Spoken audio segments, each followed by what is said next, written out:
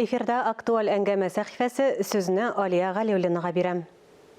Исәнмесез, хөрмәтле телевизор караучылар, эфирыбызны актуаль әңгәмә сәхифәсе дәвам итә. 2021 елның февраліннән башлап Салаватик балалар проекты эшләп килә. Проектның яңа планнары, Салаватикларның составы нигә үзгәрә? Бу хакта Салават күпере һәм Сабантуй журналларының баш мөхәррире, Салаватик проектының җитәкчесе Зилә Зиннур кызы Фәйзуллина белән бергәләп сөйләшербез. Зилә ханым, хәерле иртә, исәнмесез? Исәнмесез, хәерле көн, дуслар. Башта проект турында сөйләшеп китик әле. Белгәнебезчә, әлеге проект Татарстан Республикасы президенты каршындагы татар телен һәм Татарстанда яшәүче вәкилләрнең туган телләрен саклау, үстерү мәсьәләләре комиссиясе ярдәмендә тормышка ашырыла. Димәк, әлеге проект аша балаларның татар телен белүендә дә, камилләштерүендә дә сезнең өлеш зур. Дөрестән дә бу шулай. Үзем дә мондый нәтиҗәләр булыр дип ышанмаган идем, ләкин Салаватиклар чын мәгънәсендә бүген көндә Татарстанның иң популяр балалар төркеме. Салаватик дигәч 1, 2, 3 яшьлек балаларның һичшиксез авызларында елмаю күренер.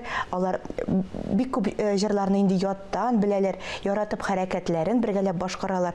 Әле менә әйтеп киткәнебезчә, YouTube каналда бит инде бу бик танылган проект һәм карау саны да 1 миллионнан артып киткән дип күрдек без. Дөрестән дә бу шулай. Безнең зур шатлыкларыбыз көннән-көн сөендерә торган хәлләр булып тора. Мәсәлән, узган атна Салаватикларның иң беренче җырлары ул Әпипә җыры һәм Шума үрдәк шума кыз дигән татар халык җырлары. 100 меңнән артык караучылар җиде YouTube каналда. Инде бүтән җырларны бергә алсак, алар инде 1 миллионга якын. Димәк, 1 миллион татар баласы менә бу ел эчендә татарча бергәләп безнең белән җырлаган һәм туган телен үстерү эшендә дә бу әлбәттә зур уңыш. Әлеге проектта катнашучы балаларның әти-әниләре турында сөйләп китсәк тә урынлы булыр. Дөрестән дә бу шулай. Безнең төркемдә Салаватиклар төркемендә 6 бала.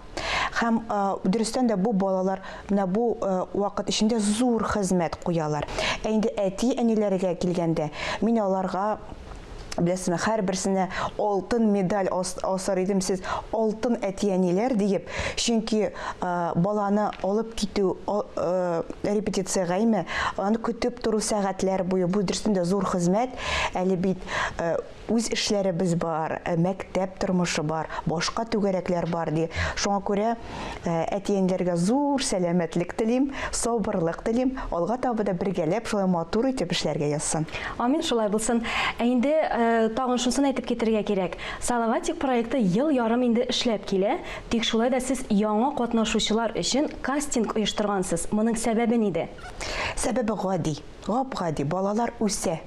Һәм безнең менә олырак булган 3 бала, ул Аделина, Эмилия һәм Булат, алар инде башлангыч мәктәпне тәмамлап, урта мәктәпкә күчәләр. Хәзер бу инде мәктәп калдырган вакытларыбыз да булды, репетициялар, концертлар вакытында. Шуңа күрә урта мәктәпне калдырмасыннар иде, белемнәре нык булсын иде дигән теләктә. Һәм төп сәбәп ул аларның үсүләре, буйлары үсте. Хәзер инде ул бит кичкенәләр, нәниләр өчен җырлый. Алар сез белгәнегезчә һәрберсе нинди бер җанлык, җан иясе. Шуңа әйтеп, яңа персонажлар табырбыз дип ышанабыз тиз арада. Ярый. Кастингта кемнәр катнаша ала? Кастингта җырларга биергә теләүче 6-дан алып 9 яшькә кадәр барлык балалар катнаша ала. Ләкин берничә шартыбыз бар. Бу бала дөрестән дә инде җыр биюгә әзер булырга тиеш, бу сәгатьләр буе зур күләмдәге авыр эшкә әзер булырга тиеш. Татар телендә сөйләшү, татар телен камил белү шулай бик мөһим шарт. Шулай итеп, без менә 1 июньнән 1 июльгә кадәр җәйнең 1 аенда әти-әниләрдән, тәрбиячеләрдән, укытучылардан балаларын төшергән кыска гына видеолар көтәбез. Әлеге видеоларда бала үзенең җыр сәнгатен һәм шулай ук хәрәкәтләнә белүен биеп күрсәтүе дә шарт, чөнки без күрергә тиеш бала җырлый да, хәрәкәтләнә дә, матур бии дә белә икәнен. Шулай итеп видеоларны без Салаватиклар sabaka.mail.ru адресына көтеп калабыз. Бу безнең беренче турыбыз, ул онлайн рәвештә булачак. 1 июльдән 1 августка кадәр без жюри әгъзаларын топладык инде. Шул күп санлы булыр дип уйлыйм. Видеоларны карап, икенче турга әзерләнәбез. Ул 1 август көнне башланачак. Барлык катнашучылар арасыннан без 30 баланы сайлап алып, аларны инде август айында инде офлайн турга, икенче турга чакырабыз.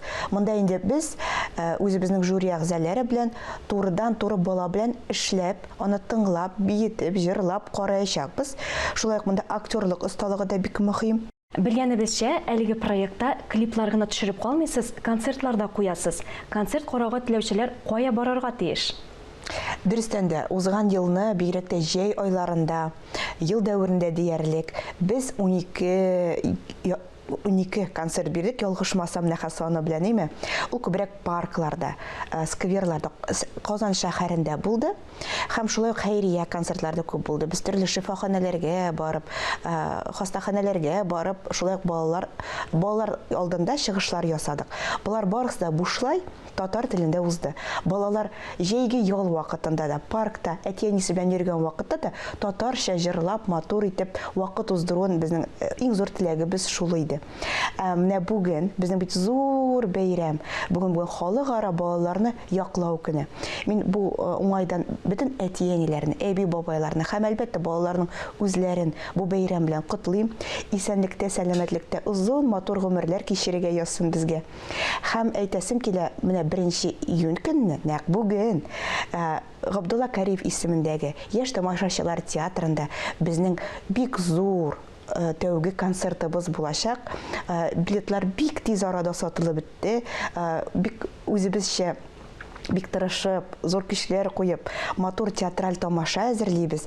Һәм мин ышанам, безнең яшь нәни тамашачыларыбызга да бу бәйрәм бик ошар дип. Бу зур тәүге концертыгыз дәвамлы булсын, шулай ук проект дәвамлы булсын. Уңышлар телибез сезгә. Әңгәмәгез өчен бик зур рәхмәт.